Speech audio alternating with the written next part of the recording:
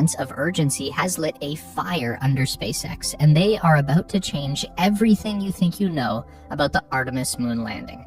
It all begins with politics. On October 20th, the acting NASA administrator Sean Duffy decides that he's going to publicly call out SpaceX and threaten to cancel their moon landing contract on a CNBC television show called Squawk Box. He tells the host, "I love SpaceX. It's an amazing company. The problem is they are behind. They've pushed their timelines out and we are in a race against China." This is mostly true, and there is a very real possibility that Chinese astronauts are going to land on the moon before NASA. But it's also not entirely a SpaceX problem, because the whole Artemis program is actually behind schedule. The first uncrewed test flight of NASA's SLS moon rocket and Orion capsule lifted off November 2022. And this came after 11 years of development at Boeing and Lockheed Martin. The SLS and Orion were then supposed to launch for a second time in 2024. This flight would take a crew of 3 on a trip around the moon and then back again. That hasn't happened yet and is tentatively scheduled to launch in the first half of 2026, but there's no indication of how feasible that timeline actually is. Meanwhile, over at SpaceX, they've been developing their Starship for about 5 years now, and in that time have launched a combined total of 22 test flights, many of which have included the successful liftoff and even landing of the most powerful rocket ever made. So Duffy is throwing stones in a glass house already, but he continued to raise the stakes, telling CNBC, "The president and I want to get to the moon in this president's term, so I'm gonna open up the contract. I'm gonna let other space companies compete with SpaceX like Blue Origin." What he's talking about here is the contract that NASA awarded to SpaceX in 2021, which the Jeff Bezos-owned Blue Origin also competed for and lost with their Blue Moon proposal. SpaceX was promised $2.9 billion to develop a Starship variant called HLS. That's the Human Landing System. And this would be used to transport American astronauts to the surface of the moon on the Artemis 3 mission, which at the time was aiming to launch in 2024, then was pushed back to 2026, and right now they are still hoping for some time in the middle of 2027. But as the acting administrator, what Duffy is alluding to here is that this is not feeling very realistic either. Anyway, in a move that would surprise no one, Elon Musk didn't take kindly to those remarks and immediately jumped on his social media platform X to start throwing insults at Sean Duffy, calling him a dangerously stupid, unqualified dummy who is trying to kill NASA. For those of us unfamiliar with Mr. Duffy, he's a former competitive lumberjack who appeared on MTV's The Real World television show in 1997. Then he became a lawyer, then started his career as a Republican politician in the state of Wisconsin. Then, after a decade of that, he resigned from the government and started hosting another TV show, this time on Fox News, until he was chosen by President Trump to become the U.S. Secretary of Transportation. Then in July 2025, he started serving double duty and added acting NASA administrator to his resume. So Elon might have a point there. Not that it really matters either way, because in the wake of this chaos, President Trump has just brought in a new candidate to take over as the head of NASA. It's actually the same candidate that he had before. Back in January 2025, billionaire jet fighter pilot, astronaut, and spacewalker Jared Isaacman, who also happens to be a guy that Elon Musk really likes, but Donald Trump expressed some pretty serious doubts about back in the spring. Coincidentally, right around the time that he was in the middle of a very public feud with Elon Musk. Now, as fascinating as it is to see Jared back in the political game, the most important thing to come out of this whole ordeal has been a comprehensive new update from SpaceX on the progress of their lunar Starship.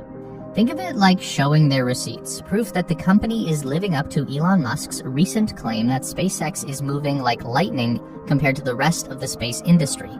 But this update is also hinting at an even bolder claim made by Musk in retaliation to Mr. Duffy, writing, "Starship will end up doing the whole moon mission. Mark my words."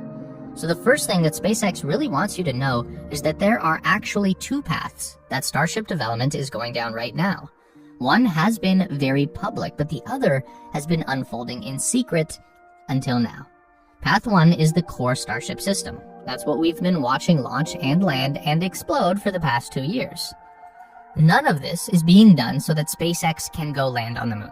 The core Starship mission is about going to Mars. That's the driving force behind everything we've seen so far.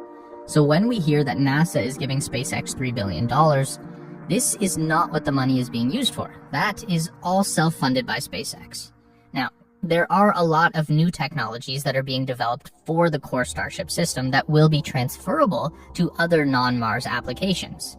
This is called Path 2, the lander, also known as the HLS or Lunar Starship. SpaceX has been working on this project since 2022, and in that time, they've completed 49 project milestones related to developing the subsystems, infrastructure, and operations needed to land astronauts on the moon. This is where the NASA funding has gone, and they only receive small portions of these $3 billion when they complete each milestone. SpaceX also says that the vast majority of these have been achieved on time or ahead of schedule. So here is what they've been up to. SpaceX has built a full-scale model for the interior of the Lunar Starship cabin. That's the space where astronauts will live on the moon. And they've been using that model to test life support, temperature, and humidity control systems with multiple people inside the cabin. Now, we're not exactly sure where that test model is located. We know that SpaceX has an old mock-up of a Lunar Starship nose cone stashed in a parking lot at Starbase, but that's probably not what they're talking about here, and that's not the only big thing they've been hiding from us. Because SpaceX has also been using another full-scale model of the entire HLS to do drop testing. This is done specifically to test the landing legs on simulated moon soil and study how the feet of the legs interact with the ground. So somewhere out there is a full-sized Starship with landing legs, and they've been picking up and dropping on a fake moon. That's what we haven't seen. But one thing we have seen before is this test rig for the airlock and elevator. This was done in partnership with Axiom, who are making the lunar spacesuits, and that's allowed the potential crew members to practice using the elevator and moving from the airlock to the surface of the moon in a fully pressurized suit identical to what they'll use on the real mission. Then there's the Starship Fuel Depot. This is another variant of the main vehicle that's being developed alongside the HLS. The fuel depot is also a big part of the Mars mission, but it includes a lot of the same design elements as HLS. For example, they are both painted white. That's done to reflect as much sunlight as possible and help to keep what's inside the ship nice and cool. Only the depot will have rocket fuel inside, not people. But in many ways, that's even more difficult because liquid oxygen and liquid methane need to be held at temperatures below negative 100 degrees Celsius, or else they start to boil away. So the depot ship ends up using a lot of the same power generation and temperature control systems that will serve astronauts on the moon. SpaceX has been running small-scale propellant transfer tests, but a full-scale transfer of cryogenic fuel from one spaceship to another has never actually been attempted before by anyone. Another important test that SpaceX is working on is with Starship's docking adapter. This is how the lander and the Orion capsule will meet up in lunar orbit and allow people to move between the two vehicles. They've also done a lunar landing throttle test with Starship's Raptor rocket engines, basically running the engine through a moon landing scenario and controlling the thrust to simulate a soft touchdown. Alongside that, there have also been Raptor cold start tests where they use the ultra-cold cryogenic rocket fuel to essentially deep freeze the engine and simulate the conditions after spending a long duration just frozen in space, and then they make sure that the engine can still fire back up and run as expected. Then there's micrometeoroid and orbital debris impact testing. SpaceX is taking the materials that they're going to use for the HLS exterior, like the body panels and the windows, and they shoot at it to see how well it's going to hold up against impacts in space or on the moon. They also do this under harsh thermal conditions to simulate the extreme heat and cold that the ship is going to encounter along the way, just to make sure that the material is strong enough at any temperature. Another important part of this system is going to be the software that will autonomously locate a safe landing site on the moon and guide the Starship down to the surface. That includes testing the actual flight computers that the landing software will run on, along with all of the cameras, sensors, and radar that's going to help the computer guide itself in. At the same time, they need a robust communication system that uses radio frequencies to communicate with the Earth while in flight. Then there's the medical system. There won't be a doctor on board the lunar starship, so if any medical emergency comes up, then that's also going to need a very robust communication system with doctors back on Earth. All of that combined equals a lot of work that's been going on mostly behind the scenes over at SpaceX. But what comes next? Well, that's where things get weird. In their update, SpaceX writes, Starship continues to simultaneously be the fastest path to returning humans to the surface of the moon and a core enabler of the Artemis program's goal to establish a permanent, sustainable presence on the lunar surface. Since the contract was awarded, we have been consistently responsive to NASA as requirements for Artemis 3 have changed and have shared ideas on how to simplify the mission to align with national priorities. In response to the latest calls, we've shared and are formally assessing a simplified mission architecture and concept of operations that we believe will result in a faster return to the moon while simultaneously improving crew safety. As for what they mean by a simplified mission architecture, that's hard to say exactly because looking at the Starship system as a whole, it does not lend itself to simplicity. It's built from the ground up to be insane. So I think back to Elon's post on X. Starship will end up doing the whole moon mission. What he really has in mind is simplifying the SLS rocket and the Orion spacecraft out of existence.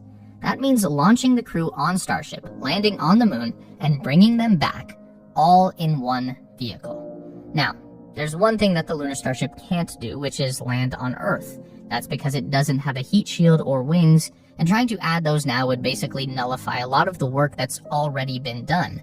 But it could always use that docking port to link up with a Dragon capsule in orbit, and we know that those can safely bring people down from space. They could also launch a Dragon to start the mission and just link up with a Starship in Earth orbit too. When you think about it, SpaceX already has most of the things that would be required to do a moon landing all on their own.